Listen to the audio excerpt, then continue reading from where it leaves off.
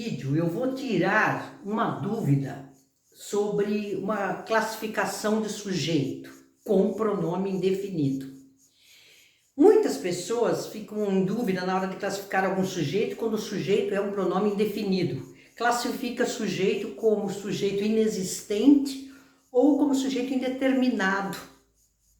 Então eu resolvi fazer uma aula hoje mostrando exatamente qual é a classificação correta do sujeito que tem pronome indefinido e quando que nós temos realmente uma oração sem sujeito ou com sujeito inexistente e uma oração com sujeito indeterminado, ok? Então hoje a gente vai falar sobre esses três tipos de sujeito. Vamos começar aqui com essas orações que estão aqui no quadro. Eu tenho aqui, alguém reclamou para o síndico, sujeito alguém, porque a gente pega o verbo e através do verbo a gente vai achar o sujeito, né? Quem reclamou? Alguém. Todo mundo reclamou para o síndico. Quem reclamou? Todo mundo. E quem reclamou para o síndico? Ninguém reclamou para o síndico. Nós temos essas orações aqui, cujo sujeito é representado por pronome indefinido. Pronome indefinido, pronome indefinido, pronome indefinido. Por ser representado por pronome indefinido, as pessoas acham que é um sujeito indeterminado.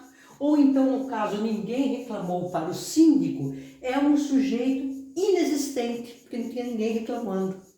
Ledo engano. Confundir o significado desses pronomes com a classificação do sujeito, tá? Então, as pessoas fazem esse engano por exatamente ser pronome indefinido, tá? E esse pronome aqui mostra que ninguém porque não existe ninguém lá. Então, é inexistente, tá?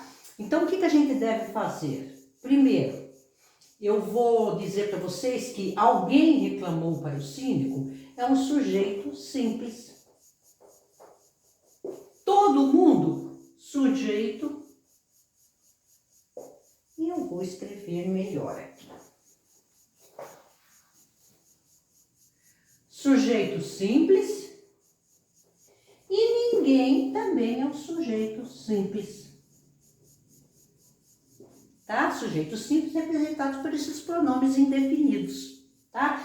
Vamos ver agora, então, quando que nós temos sujeito indeterminado e sujeito inexistente, tá? Eu vou apagar aqui o quadro e vou mostrar para vocês. Então, orações com sujeitos representados por pronomes indefinidos não são sujeitos inexistentes, coisa assim. São sujeitos simples, nesses casos aqui, ok? Poderia ser assim, você e alguém reclamaram para o síndico. Aqui nós temos, então, sujeito composto, tá? Sujeito simples porque tem um núcleo só. Mas não é essa a função da aula de hoje. É mostrar que nós não temos aqui sujeito inexistente. Nós temos sujeito simples com esses pronomes. Então, eu vou apagar o quadro e vou colocar aqui agora algumas orações com sujeito inexistente e sujeito indeterminado. Vamos lá, então? Vamos ver essas orações aqui, tá? Reclamam-se muito para o síndico. Reclama-se muito para o síndico. Percebam que aqui eu não consigo determinar quem exatamente, tá? Reclamam-se muito para o síndico. Reclama-se muito para o síndico. Sujeito indeterminado. Então, sujeito, como é que eu anoto aqui? Esses dois casos nós temos sujeito indeterminado.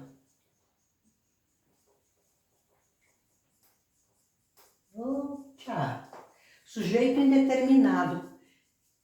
Então, quando que o sujeito é indeterminado? Ele é indeterminado quando o verbo aparece na terceira pessoa do plural, sem o ele na frente, tá? Ou na terceira do singular com a partícula C, que é um índice de indeterminação do sujeito. Então, continuando. Então, não tem nada a ver com o pronome definido.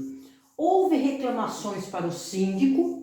Aqui nós temos sujeito, não tem sujeito, é uma oração sem sujeito, sujeito inexistente. Choveu o dia todo, sujeito inexistente. Faz uma hora que cheguei, sujeito inexistente. Por quê? Porque nós temos verbos impessoais.